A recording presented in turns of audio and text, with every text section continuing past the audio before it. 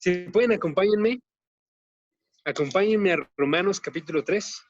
La semana pasada estábamos observando del versículo 9 hasta el versículo 18, con un énfasis principal del capítulo 3 en el versículo 9. ¿Sí? Lo estábamos observando sobre todo bajo este título, ¿no? ¿Cuál era el título?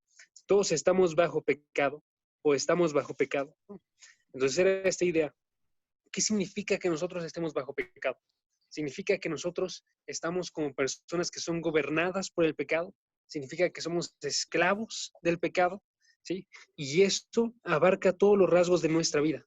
Y entonces lo que estábamos observando la semana pasada era esta idea de la mala noticia del evangelio. Esa es la mala noticia. Todos estamos bajo pecado. Absolutamente todos están buscando pecar de forma constante. No lo buscan en toda la manera en la que podrían. O sea, tenemos un alivio ahí porque la sociedad no está tan mal como podría estar, pero sí todas las personas están alejándose de Dios, ¿no? Entonces vimos que la principal característica del pecado es que va en contra de Dios, ¿sí? Checamos que en el versículo 11 y en el versículo 18 hay como un resumen de qué es lo que significa este pecado, y es en relación a Dios. En el versículo 11 dice, no hay quien entienda, no hay quien busque a Dios, ¿sí?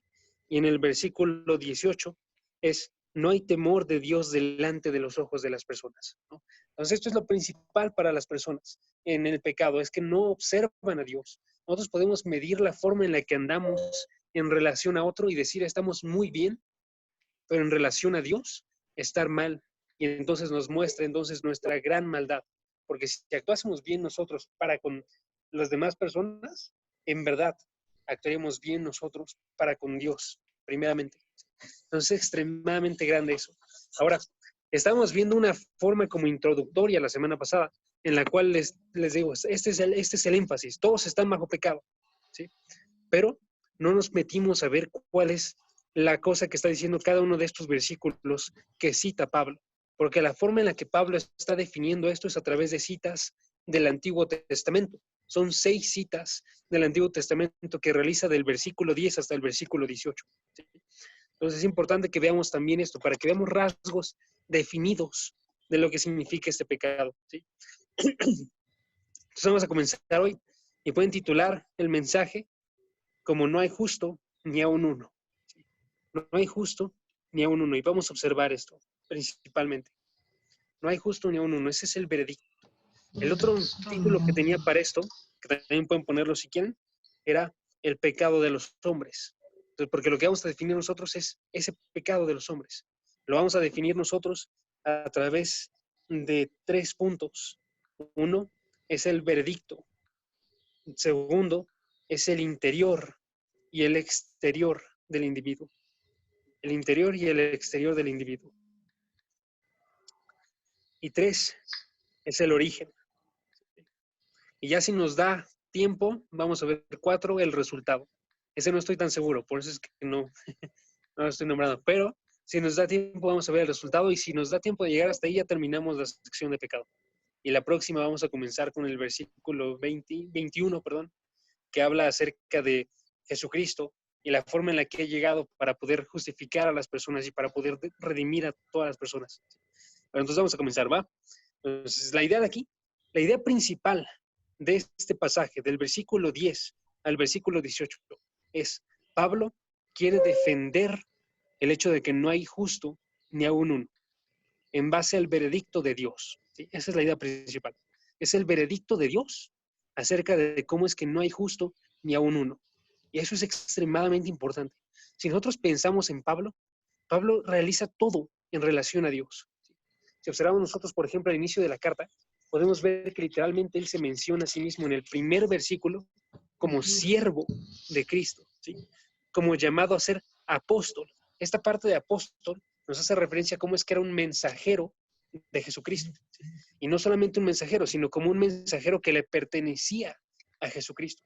Entonces, cuando él le pertenece a Jesucristo, él le envía el mismo mensaje y se somete en absolutamente todo. Y entonces vemos nosotros que Pablo tenía en muy alta estima a Jesucristo y lo mencionaba en absolutamente todo. Y así deberíamos de ser nosotros. Ahora, una de las muestras que señala que Pablo ve tan importante el pensar de Dios se ve aquí en el versículo 10 al versículo 18, en que si ustedes tienen una Biblia que esté comentada o una Biblia de las Américas, si tiene una Biblia de las Américas, va a aparecer de esta forma, ¿sí? Chequen cuál es la diferencia entre estos versículos y los versículos normales, que todo está en mayúsculas. Ahora eso no aparece en la RBR, según yo, pero si tienen una Biblia comentada, Reina Valera, van a ver que tiene una señal en cada uno de los finales. Va a tener una señal en el final del versículo 13 o en el principio del versículo 11. ¿Sí? Va a tener una señal en el versículo 14, en el versículo 15 y en el versículo 18. ¿Sí? ¿Por qué? Esas señales nos indican que todas estas frases que está realizando Pablo son citas del Antiguo Testamento. Entonces, todo lo que está realizando él lo está realizando en base al mensaje que ya había sido predicado por los profetas a través del Antiguo Testamento. Y entonces vemos tan importante esto. Pablo sabe que es importante conocer la Escritura. Sabe que estos escritos son como los menciona en el versículo 2. Chequen el versículo 2 del capítulo 3. ¿Sí? Chequen.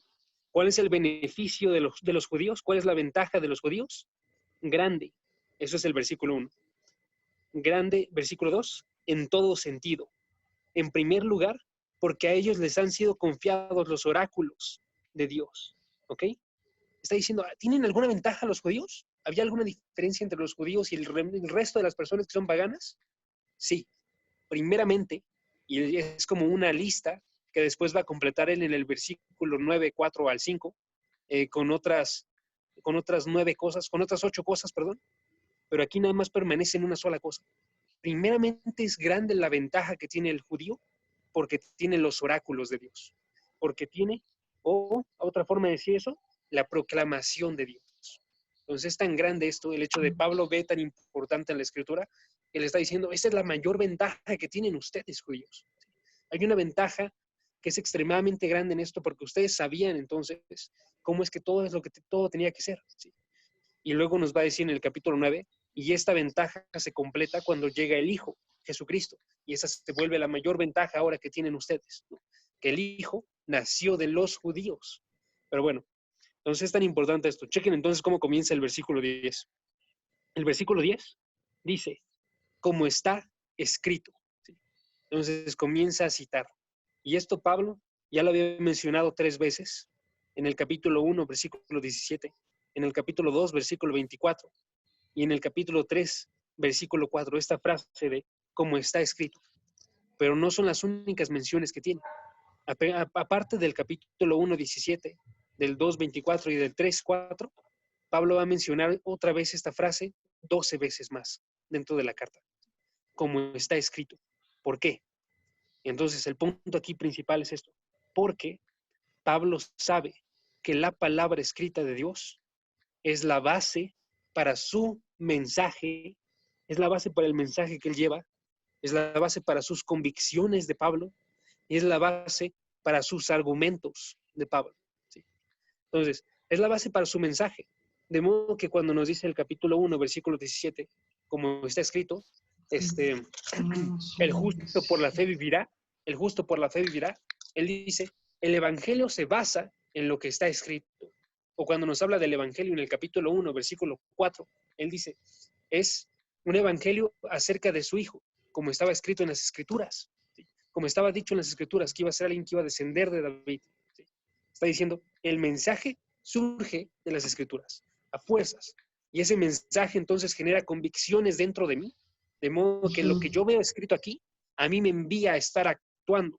La razón por la cual Pablo estaba predicando en Roma y por la cual iba a pasar después de Roma a ir a España, la razón por la cual él antes de llegar a Roma, él pasó a primera Corintios, él pasó a Jerusalén para poder dejar un diezmo, la razón por la cual él hizo todo eso, esas 3 cosas, el hecho de que él fuese a Jerusalén para dejar el diezmo, el hecho de que fue a la ofrenda, perdón, el hecho de que fuese a España, que diga a Roma, para poder visitar a todos estos hermanos, y el hecho de que él fuese a España, todos estos venían de una convicción de las escrituras.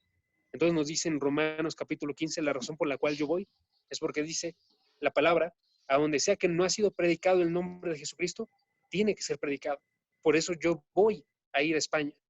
Yo estoy yendo a dar una ofrenda a Jerusalén, porque como está dicho, nosotros tenemos que estar sosteniendo también a la iglesia. Y yo estoy pasando aquí con ustedes, romanos, porque es la voluntad de Dios que nosotros nos estemos edificando fe con fe, ¿sí? Todo esto en base a la palabra de Dios. Entonces forma sus convicciones que lo llevan a actuar. Y 3, forma también sus argumentos. Y eso es lo que está haciendo aquí Pablo. Y aquí va la pregunta bien importante que tenemos nosotros.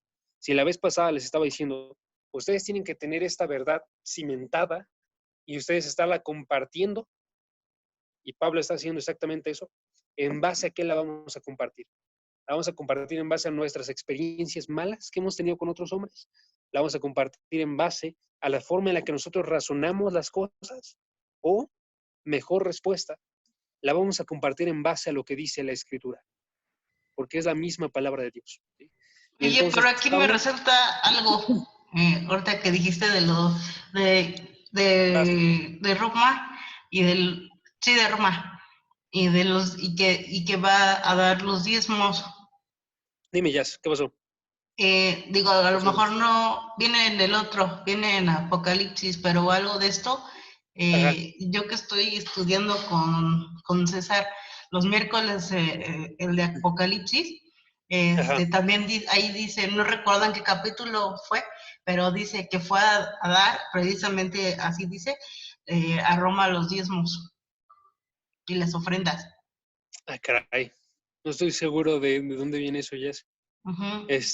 Aunque sé si es en referencia a Pablo, Ajá, Pablo iba, Pablo. iba a dar lo que estaba recolectando en Jerusalén, porque Ajá. lo ven como un lugar muy importante. Y ahí tienen una iglesia que estaba sufriendo. Ujú. Entonces, como ven esa ayuda, esa necesidad de ayuda es la razón por la cual está dando. Y entonces eso se ve, por ejemplo, se ven un par de cartas, esta pedida de vayan ustedes y recolecten en el primer día de la semana para que nosotros vayamos y después lo tomemos y vayamos a Jerusalén. Por eso esa idea. Ujú. Y dentro de esa Sí. carta, que ahorita no recuerdo cuál es, lo defiende con la parte de la escritura. Entonces esa es la idea general, Jazz. De todos Sí. modos, si quieres, chécalo y me dices de la parte específica de la que te preguntas, ¿va? Órale, va. Vas. Mira todo. Gracias. Va. Entonces, la idea de Pablo, vimos, entonces se fundamenta dentro de las escrituras. Entonces es a lo que más le va a dar peso. Entonces Pablo, ya que ha compartido a partir de una observación, él ha observado el mundo y ha tenido conclusiones. Pablo ya a partir de que nos ha mostrado del capítulo 1 al capítulo 3 y ha hablado acerca de la justicia de Dios y la forma en la cual el hombre es injusto. Ahora lo termina y lo remata entonces con esta predicación de las escrituras, ¿no? Con esta anunciar lo que dicen las escrituras. Entonces, por eso es que comienzan esta cantidad de seis citas del Antiguo Testamento. Ahora, la parte importante que yo les quería decir a ustedes ahí era, nosotros tenemos que tener convicciones que se basen en las escrituras, porque muchas veces la razón por la cual nosotros vamos a los estudios se puede, o a las predicaciones, o por la cual escuchamos en YouTube, o donde sea, se convierte en buscar más nosotros la respuesta, pero no estar buscando nosotros, estar observándola dentro de las escrituras, estar meditando dentro de ellas y tener una visión más clara de las escrituras. Y tendríamos que tener nosotros una visión más clara, ¿sí? No es solamente que vamos nosotros a estar recibiendo una respuesta de yo tengo esta duda, ahora respóndeme, sino quiero que me respondas con la palabra para que yo vea que es Dios y para que Dios esté cambiando mi mente y para que esto penetre dentro de mi corazón y me forme un verdadero conocimiento de Dios, que es exactamente lo que decimos nosotros, ¿no? Nosotros decimos es una relación, no es una religión, pero mostramos de forma muy diferente cuando en vez de eso nada más queremos saber la respuesta, en vez de estar buscando nosotros escuchar las mismas palabras de Dios. Entonces, es esa idea, ¿ok? Ahora vamos a comenzar en verdad, porque este no era un punto, este nada más era una introducción. El primer punto entonces que aborda Pablo es el veredicto. Entonces, el veredicto del individuo, el veredicto del individuo. ¿Cuál es este veredicto acerca de los hombres? El veredicto está en el versículo 10 y hasta el versículo 11. El versículo 10 y hasta el versículo 11. Chequen, perdón, hasta el versículo 12. Esta es la parte que está citando Pablo del Salmo 14, versículo 1 al versículo 3. ¿Sí? Y dice así, Salmo 14, versículo 1, versículo 3. Pequeño paréntesis, no son citas exactas, en el sentido de mucho de lo que nosotros vemos dentro del Nuevo Testamento es este tipo de citas en los cuales no checan letra por letra. Ahora, eso sucede por dos razones. Uno, porque se transmite exactamente el mismo mensaje a pesar de que sean diferentes palabras. Segundo, porque, y es importante que se transmita el mismo mensaje. Y segundo, porque ellos estaban trabajando con la Septuaginta, que es la traducción griega del Antiguo Testamento. ¿Sí? Entonces podía ir un orden diferente al que tenía el hebreo. Y nosotros estamos trabajando en nuestra traducción con el hebreo. Entonces, nada más para que chequen ese tipo de cosas. Por eso puede variar, pero tienen el mismo mensaje. Entonces dice el versículo 10, no hay justo ni aun uno, no hay quien entienda, no hay quien busque a Dios. Todos se han desviado, a unas se hicieron inútiles, no hay quien haga lo bueno, no hay ni siquiera uno. ¿Sí? Entonces, esta es la parte del veredicto que está realizando Pablo. ¿Sí? Está más esencialmente en el versículo 11. Y es esta idea. No hay quien sea justo, no hay ni siquiera uno, no hay quien entienda y no hay quien busque a Dios. ¿Sí? Tenemos ahí nosotros tres cosas que nos está diciendo. Primera cosa, nos está diciendo, no hay personas que sean justas. ¿Sí?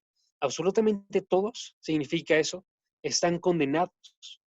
No hay absolutamente nadie que haga algo que sea bueno o que sea justo. ¿Sí? Entonces, cuando dice, no hay alguien que sea justo, es absolutamente todos obran mal. ¿Sí? Entonces, la bondad, la bondad que proviene de parte de Dios o la justicia que proviene de parte de Dios, no puede ser encontrada dentro de los hombres. Es lo que nos está diciendo. ¿Sí?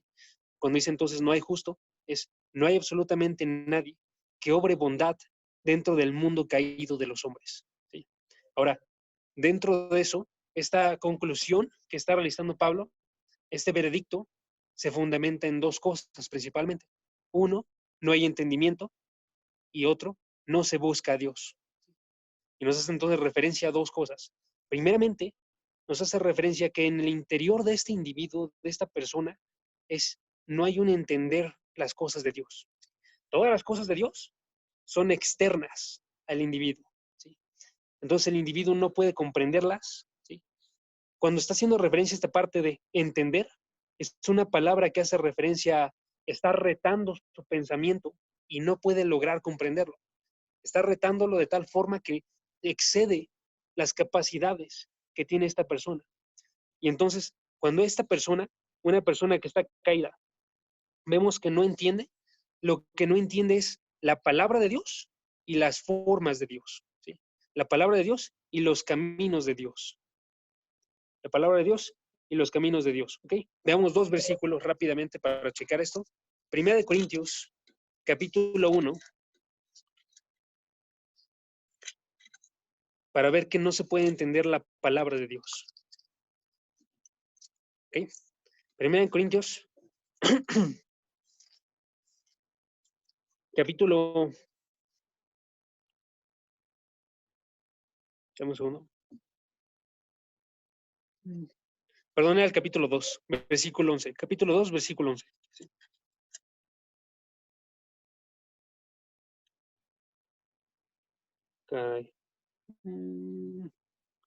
Versículo 14, ahora sí ya.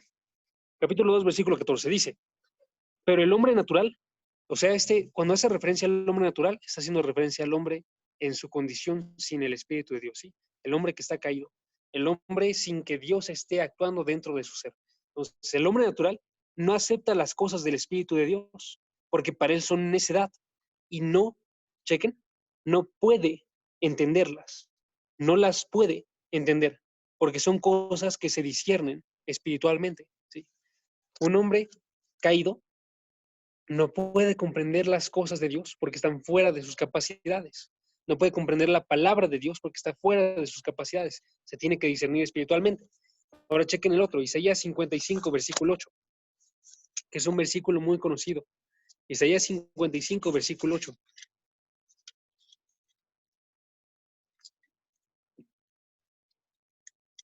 Nos dice, porque mis pensamientos No son los pensamientos de ustedes, ni sus caminos son mis caminos, declara el Señor. ¿Sí? El hombre natural a fuerzas no quiere seguir los caminos del Señor, no los entiende. Para él son necedad, para él están fuera de las cosas que pueden ser entendidas por el hombre. ¿Sí? O otro más, Proverbios capítulo 10. Proverbios está antes de, antes de Isaías.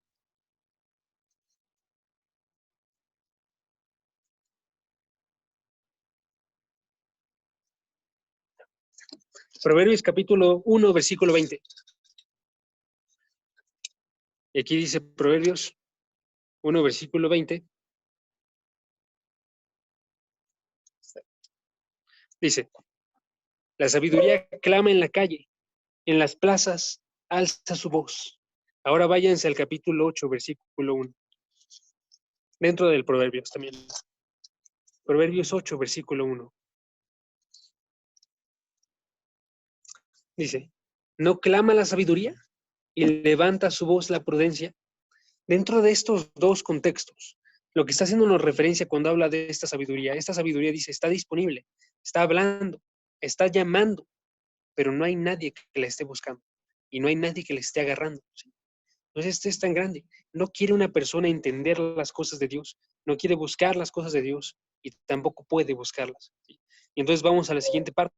Dice, no solamente no entiende, sino no busca las cosas de Dios. No busca a Dios más específicamente. Entonces, chequen, si nos está hablando de buscar a Dios, nos está hablando de esta idea de nosotros poder tener una relación con Dios. ¿Sí? Entonces, cuando está hablándonos de esta unión con Dios, está hablándonos de poder nosotros estar junto a Dios, estar junto con su voluntad. ¿Sí? Y lo que vemos constantemente dentro de la palabra y dentro del Antiguo Testamento es esta idea. Absolutamente nadie está buscando a Dios. ¿Sí? Ellos están, Israel, por ejemplo, está definido por esta idea de ellos ser personas que no quieren a Dios y que están alejándose de forma constante a Dios, que prefieren ídolos, que están yendo por otras cosas. Y entonces la forma en la que termina, por ejemplo, Esteban, en el capítulo 7 de Hechos, chequen, Hechos capítulo 7, es que termina denunciando a la población de Israel. Chequen la forma en la que les dice Hechos capítulo 7, versículo 51. Y es el martirio de Esteban. Hechos capítulo 7, versículo 51 dice, ustedes son tercos e incircuncisos de corazón y de oídos. Resisten siempre al Espíritu Santo, como hicieron sus padres. Así también hacen ustedes. ¿Sí? Es esta idea. Las personas están yendo y resistiéndose. Y los primeros que realizan esta resistencia son los israelitas. Y eso es extremadamente grande. Luego vamos a ver por qué. Pero es extremadamente grande. Piensen en esto. Israel, que había recibido los oráculos de Dios. Romanos capítulo 3, versículo 2. Israel, que estaba llamado a ser un pueblo que le perteneciese a Dios. Estaban ignorando a Dios y estaban siendo definidos como tercos, como personas que no se querían someter, como personas que eran extremadamente malas porque no buscaban a Dios. Entonces ahí tenemos ¿Cuál fue la cita? Hechos capítulo 7, versículo No, 51. la siguiente. La siguiente, esa es la última, ¿no? Esa es la última ya. Esa es es que pensé que había Dije dicho. Romanos 3.2. Romanos Ya. 3.2. Sí, es que eran los oráculos de Dios. Ellos recibieron los oráculos de Dios. De hecho, recibieron muchas cosas. En Romanos capítulo 9, versículo 4 y 5 vienen las cosas que recibieron. Son 9 cosas, entre las que se encuentran los patriarcas, entre las que se encuentran los oráculos y principalmente en la que se encuentra el ser, el pueblo del cual salió el Mesías, ¿no? El cual nació Jesucristo. Entonces eso es extremadamente grande y aún así ellos eran tercos y no estaban buscando a Dios. ¿Sí? Ahora, eso es extremadamente grande, ya les voy a decir de una vez, porque eso nos apunta a la maldad que hay dentro de nuestros corazones. Nosotros no somos judíos. Ninguno de aquí es judío, ¿sí? No. Nosotros no somos judíos, pero la maldad que se encuentra dentro del corazón de estas personas que recibieron no es diferente a la nuestra. Y entonces cuando nosotros vemos que ellos que recibieron absolutamente todas las ventajas no actúan de forma acorde, eso nos anuncia a nosotros, tú eres incluso peor. Tú estás fuera de absolutamente todo esto. Tú no habrías recibido a Jesucristo tampoco. Eso entonces nos apunta a vernos primeramente a nosotros. ¿Sí? Ahora, antes de continuar, quiero que tengan esta idea entonces. El objetivo de todo esto para Pablo no es meramente nada más decir, no hay absolutamente nadie que sea bueno. Sí es decir eso en estos versículos, pero para lograr otro propósito más grande. Y este propósito más grande es, absolutamente nadie quiere lo bueno, por eso necesitamos nosotros, todos, el Evangelio. ¿Sí? Nos quiere impulsar Pablo a nosotros, o Dios nos quiere impulsar a nosotros, a estar compartiendo este Evangelio, observando la realidad que hay en los corazones y que absolutamente todos son personas que no son justas, que no realizan lo bueno delante de los ojos de Dios, que no entienden, que no buscan las formas de Dios y que no las pueden seguir y que no buscan a Dios porque nadie ama a Dios. A través de eso saber nosotros que tenemos que estar predicando el Evangelio de forma grande. ¿Sí? Entonces vamos a seguir viendo. Ahora entonces vamos al segundo punto. ¿Cuál es el segundo punto? Es el interior y el exterior del individuo. Vamos a ver primeramente el interior. ¿Okay? El interior. Nos dice el versículo 12. Chequen la forma en la que viene en el versículo 12. Todos se han desviado, a unas se hicieron inútiles. No hay quien haga lo bueno, no hay ni siquiera uno. ¿Sí? Nos sigue hablando entonces esta idea. Todos estamos no buscando a Dios, y entonces, ¿qué es lo que sí estamos haciendo dentro de nuestro ser? Primeramente nos dice, todos se están desviando. ¿Sí? Entonces, desviando, ¿qué significa? Tienes un camino específico y tú te sales de este camino, ¿sí? Y tú quieres buscar otra cosa en vez de este camino. Nos está mostrando esta idea. Un individuo sin Dios está caracterizado porque ellos se van por otro camino al camino que Dios coloca. ¿Sí? Entonces, primeramente no entiende, nos decía el versículo 11, no entiende los caminos de Dios, pero ahora ellos se desvían de los caminos de Dios. Buscan otros caminos. Quiero que vean la forma en la que habla, por ejemplo, Ezequiel, haciendo referencia a los israelitas acerca de esto. En Ezequiel 18, versículo 25 y 29. Ezequiel 18, versículo 25 y 29. Dice aquí. Ok, dice. Y ustedes dicen, chequen la forma en la que hablaban los israelitas. Ellos dicen, no es recto el camino del Señor. No es recto el camino del Señor. El camino del Señor está mal. ¿Sí? Versículo 29, chequen la forma en la que habla. Pero la casa de Israel dice, el camino del Señor no es recto. Y Dios responde, ¿no son rectos mis caminos, su casa de Israel? ¿No son los caminos de ustedes los que no son rectos? ¿Sí? Vemos esa idea entonces.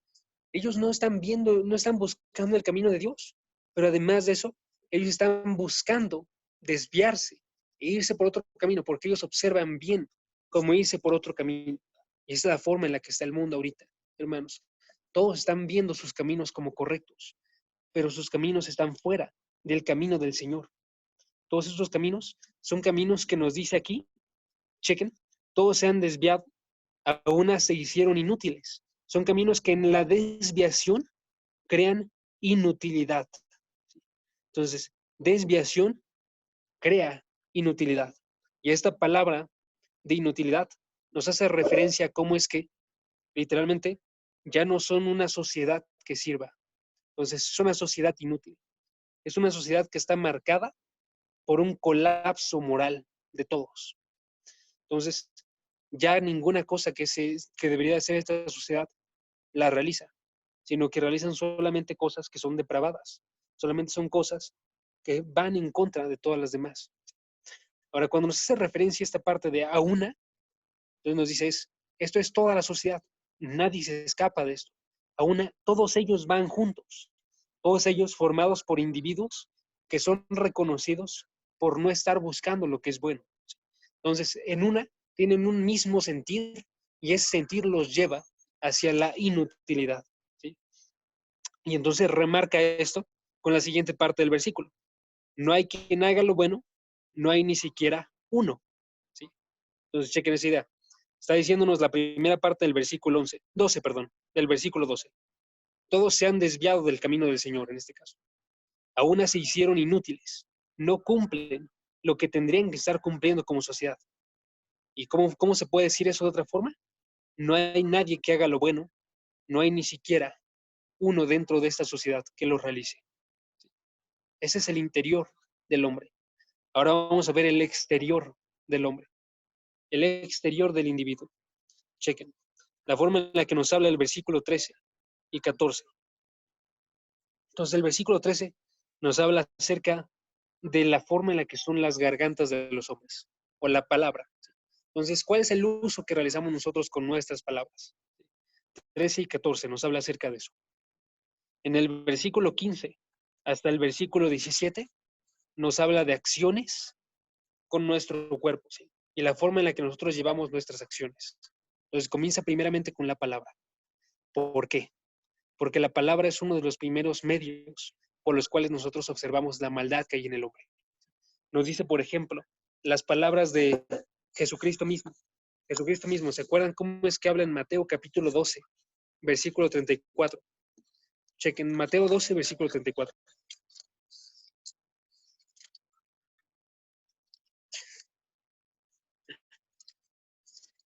Mateo 12, versículo 34. Es Jesucristo hablando y Jesucristo dice, camada, camada de víboras, ¿cómo pueden hablar cosas buenas siendo malos? Porque de la abundancia del corazón habla la boca, ¿sí? Porque de la abundancia del corazón habla la boca. O sea, otra forma de decir eso es, a fuerzas, cuando tú tienes un corazón que está abundado por pecado y un corazón que es malo, entonces, a fuerzas, la boca va a hablar cosas que tienen este mismo sentir. Y entonces la forma en la que lo está diciendo Pablo en Romanos 3, versículo 13, es que cita el Salmo 5, versículo 9. Salmo 5, versículo 9. Y en el versículo 14, no, perdón, todavía en el versículo 13, cuando hace referencia al veneno, está citando el Salmo 140, versículo 3. ¿Sí? Entonces, Salmo 5, versículo 9 y Salmo 140, versículo 3. ¿Y cuál es su punto? Su punto de Pablo es, estas acciones que son externas son llevadas a fuerzas por algo que hay en el interior. Entonces él dice, sepulcro abierto es su garganta, engañan de continuo con su lengua, veneno de serpientes hay bajo sus labios. Entonces cuando hace referencia a eso, es toda la maldad que sale dentro de la boca. Ellos no tienen verdad dentro de su boca, ellos están llenos de lisonjas o de formas de hablar, ellos con engaño, que lucen bien, pero que están realizando un mal. Ellos tienen un veneno que está causando mal en las personas, ¿sí? Y finalmente él se convierte esa parte de lengua y de boca y de cosas que se dicen en acciones. Entonces en el versículo 15, chequen la forma en la que habla, en el versículo 15 al versículo 17. Versículo 15 al 17 está citando Isaías 59, versículo 78.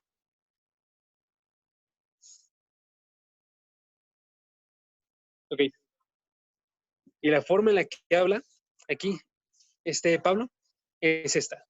Cuando nosotros la forma en la que está la sociedad en general, toda la sociedad, ¿sí? Nosotros vemos que ellos están en decadencia, ¿sí?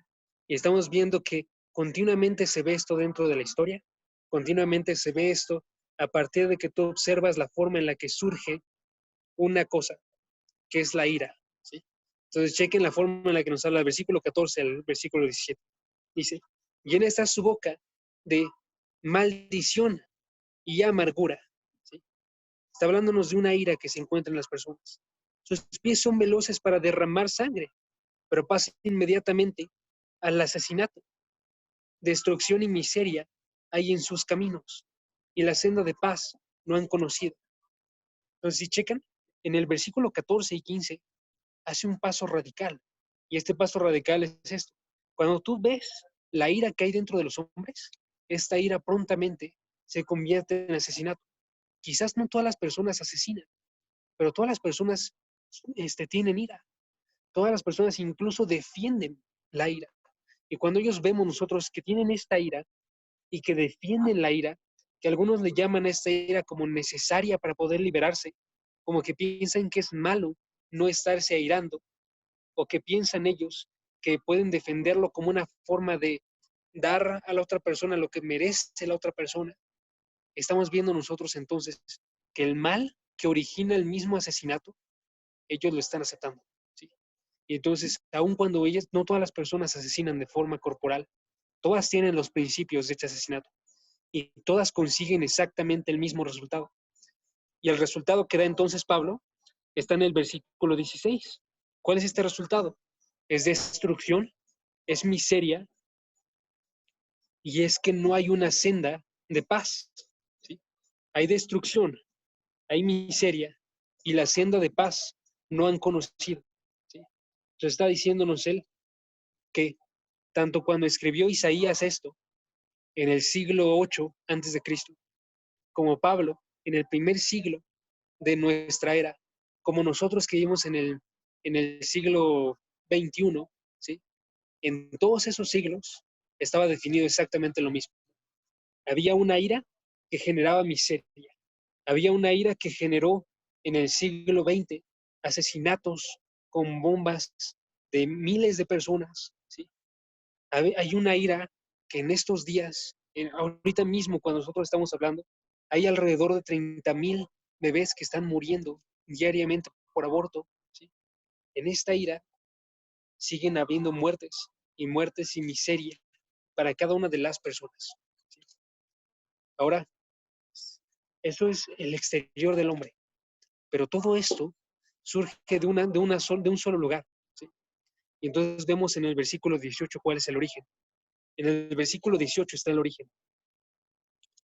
Cuando nosotros pensamos en todo esto, nosotros diríamos, ok, entonces la solución tendría que ser una que cambie la forma en la que nosotros vivimos. Pero no nos damos cuenta que el origen se encuentra tan cercano a nuestra teología, salud, a nuestra teología, que la única forma de solucionar los problemas que se encuentran en nuestras vidas, en las vidas de los demás y en todo el mundo, es tener una visión correcta nosotros de Dios. ¿Sí?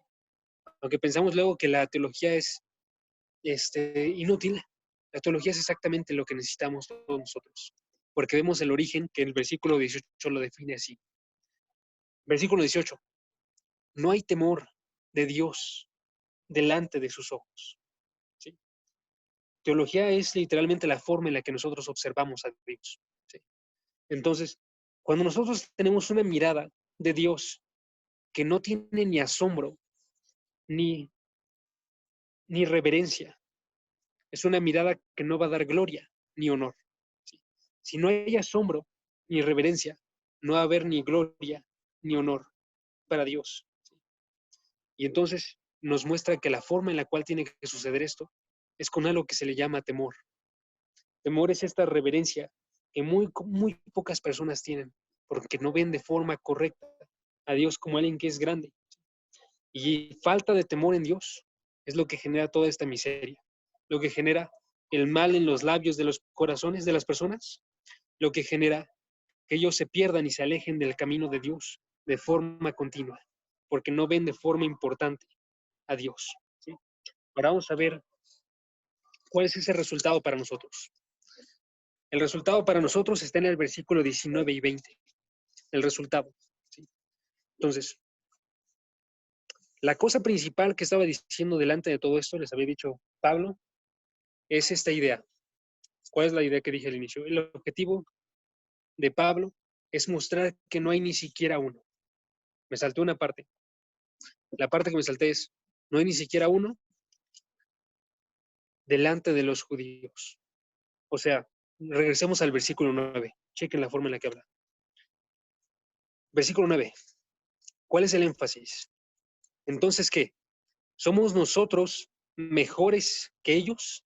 Habla de mejores, ¿sí? Mejores. mejores quiénes que quiénes.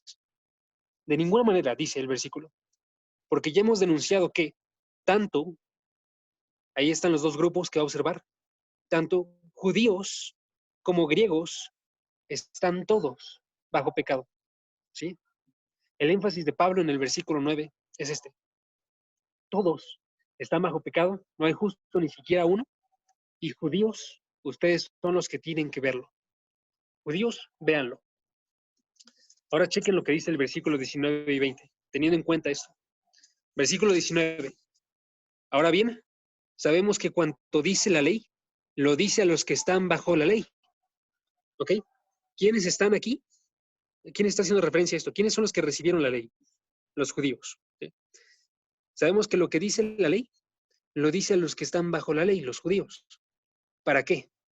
Para que toda boca se calle y todo el mundo sea hecho responsable ante Dios. ¿Ok? ¿Cuál es el resultado de que Pablo esté terminando de incriminar a los judíos y diciéndoles ustedes están mal tanto como los gentiles? El resultado es que cuando vemos que lo que dice la ley bajo la ley, a los que están bajo la ley, se cierran las bocas de todos los demás. Cuando vemos que se cierra la boca de los judíos, se cierra la boca de todas las demás personas.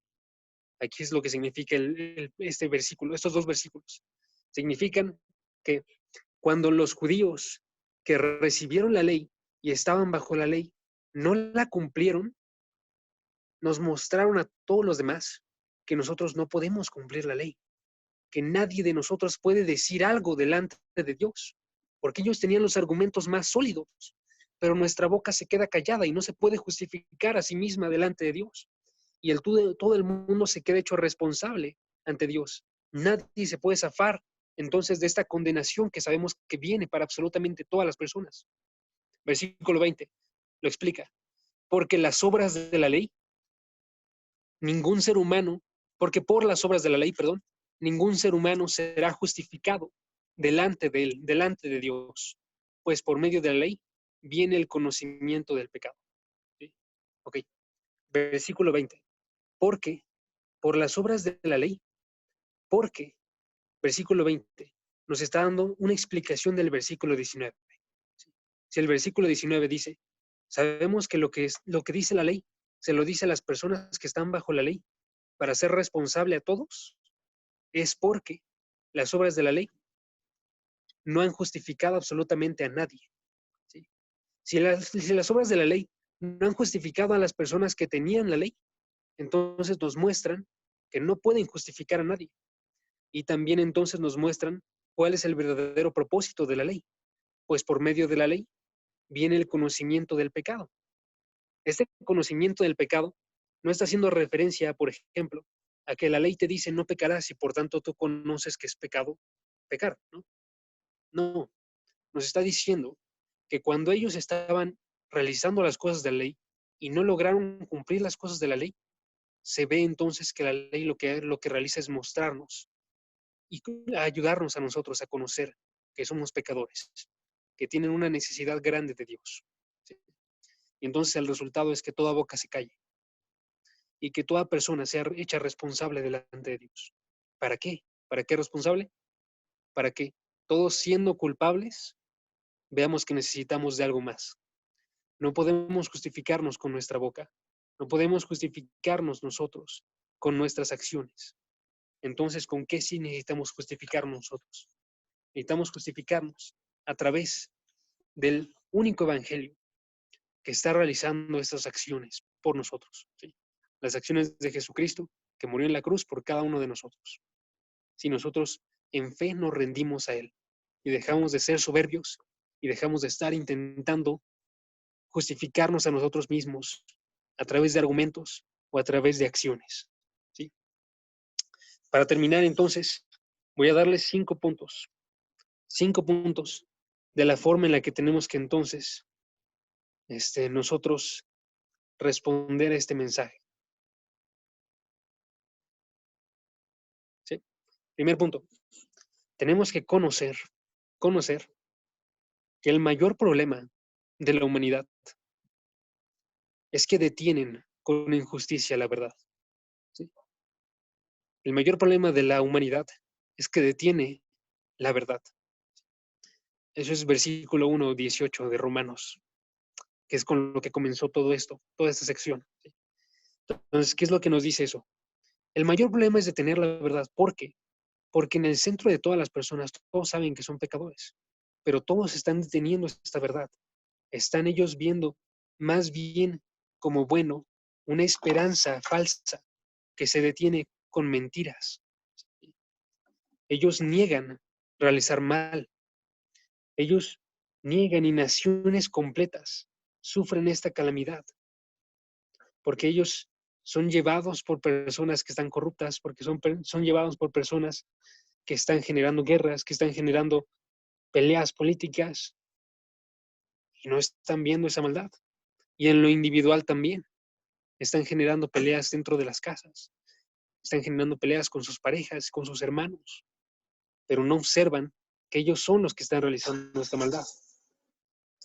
En muchas ocasiones, más bien, nosotros culpamos a Dios en vez de estar nosotros culpándonos a nosotros mismos. O incluso negamos a Dios en vez de estar nosotros asumiendo que realizamos este mal. ¿Sí? Entonces, uno, tenemos que conocer que el mayor problema es que las personas suprimen la verdad. ¿Sí? Es una verdad que es acerca de confrontación, de todos están haciendo mal, todos están yendo hacia perdición y nadie está buscando un mejor mundo a través de esta esperanza falsa. ¿Sí? Dos, tenemos que conocer que hay versiones del cristianismo que son falsas y no tenemos que entrar en estas. ¿Sí? Si nosotros sabemos que existen versiones del cristianismo que niegan la ira de Dios, la ira que tan grandemente ha estado exponiendo Pablo desde el capítulo 1, versículo 18 hasta ahorita. Si nosotros sabemos que hay cristianismo falso que está realizando esto, que se llama, de un lado, hay dos tipos de cristianismo falso. Uno que se llama liberal, ¿sí? Principales. Uno que se llama liberal, que es hay un Dios sin ira que está rescatando a hombres sin pecado para meterlos en un reino sin juicio a través de un Cristo sin la cruz. ¿Sí? Estamos limitando nosotros, estamos nosotros liberando el cristianismo de la ira de Dios, del pecado, estamos liberándolo de la cruz de Cristo y avergonzándonos de esta cruz. O un cristianismo que es conservativo o legalista, conservativo o legalista, que es gente que está levantándose con sus acciones y está haciéndose mayor que las demás personas y buscando ganar el cielo a través de sus obras. ¿Sí? Nosotros podemos saber que ninguno de ellos tiene la realidad y que tenemos una necesidad entonces de anunciar nosotros el verdadero evangelio. 3. Tenemos que conocer que lo que importa entonces es el veredicto de Dios. Lo que importa es el veredicto de Dios y no lo que las personas ven. Las personas ven los pecados de los demás como menores de lo que son. ¿Sí? Si tú vas y hablas con un amigo tuyo, muy probablemente, aunque hayas realizado un pecado grande, te va a decir no pasa nada, tú tranquilo.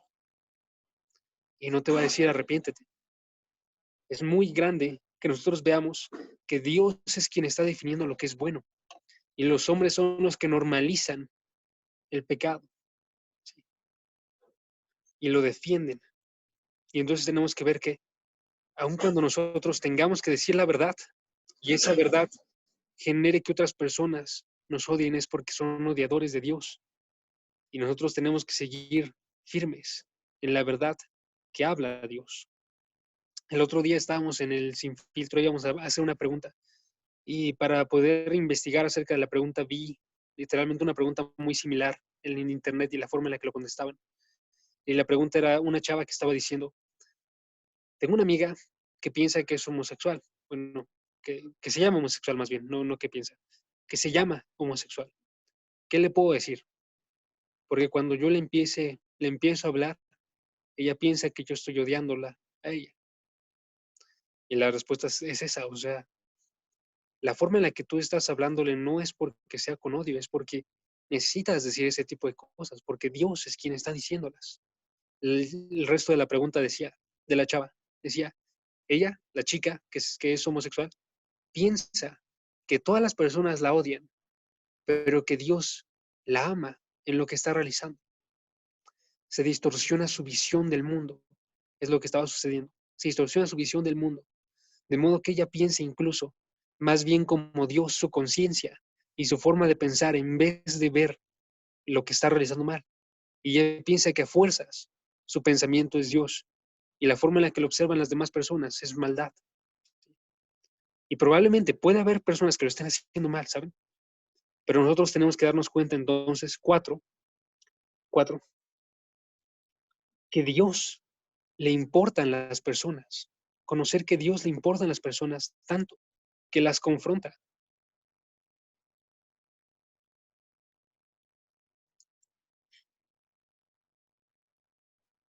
No es Pablo quien está hablando en estos versículos, porque a Pablo le podemos decir, ok, ¿tú quién te crees que eres para estar hablando de esta forma y estar levantándote a ti mismo delante de los demás y llamar a los pecadores? No es Pablo. Como les dije hace rato, Pablo es un apóstol, es una boca que está hablando de parte de Dios.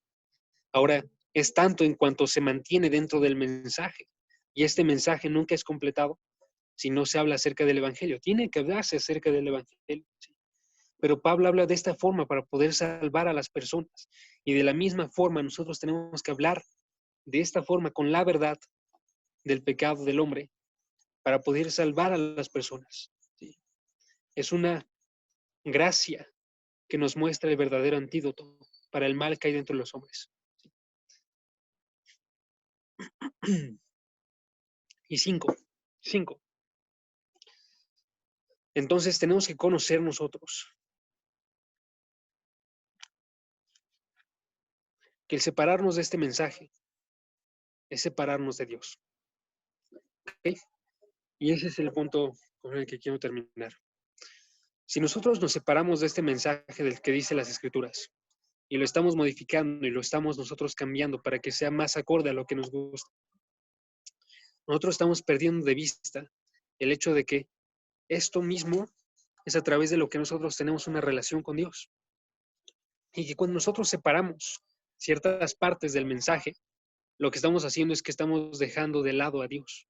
Estamos alejando a Dios. En vez de estarle comunicando a las personas a Dios, estamos comunicándoles nuestras palabras y estamos alejando a Dios de esas personas, ¿sí? La forma en la que era entonces Pablo, que es lo que estábamos observando al inicio, él era como Jesucristo. Él era alguien que era un estudiante, un teólogo, un proclamador del mensaje del Evangelio, de las Escrituras, ¿sí? De la misma forma en que Jesucristo estaba citando de forma constante lo que hablaba el Antiguo Testamento, Pablo lo realiza porque ese es el mensaje que viene en Dios. Y entonces, uno de los errores que podemos tener nosotros es poner una distancia entre Dios y sus escrituras y no darnos cuenta que esas dos cosas, Dios y sus escrituras, están juntos.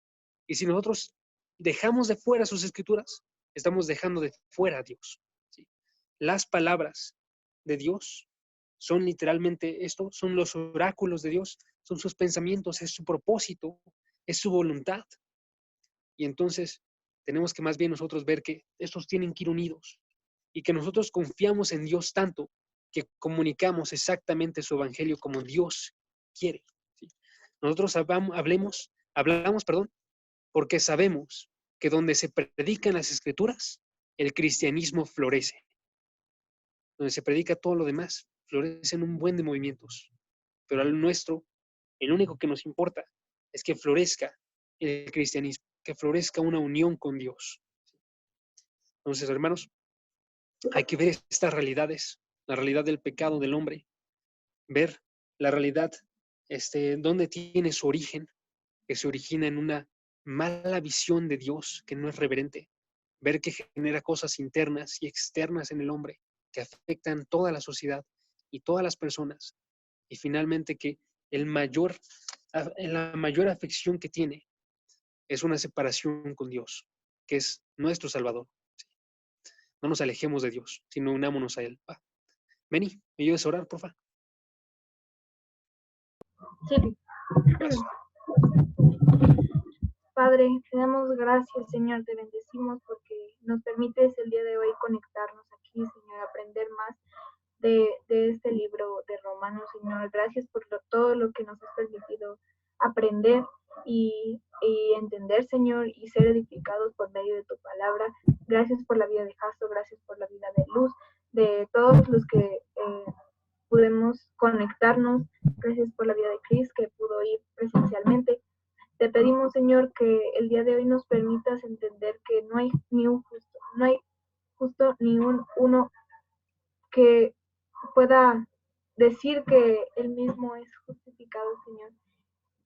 Solo tú puedes justificarnos y te pedimos y te rogamos el día de hoy que nos permitas predicar tu evangelio, porque hay una gran necesidad de este Salvador, de que nos demos cuenta del pecado que vive en nosotros y nos permitas que podamos predicar tu palabra y no solamente entre amigos y entre personas conocidas, sino allá afuera, Señor, aunque a veces nos asusta porque puede llegar a ser peligroso, aunque puede darnos miedo, la persecución y todo eso, Señor, haznos valientes y ayúdanos a ver que no buscamos la aprobación del mundo, sino la tuya, Señor, tu aprobación. En el nombre de Jesús, amén. Amén.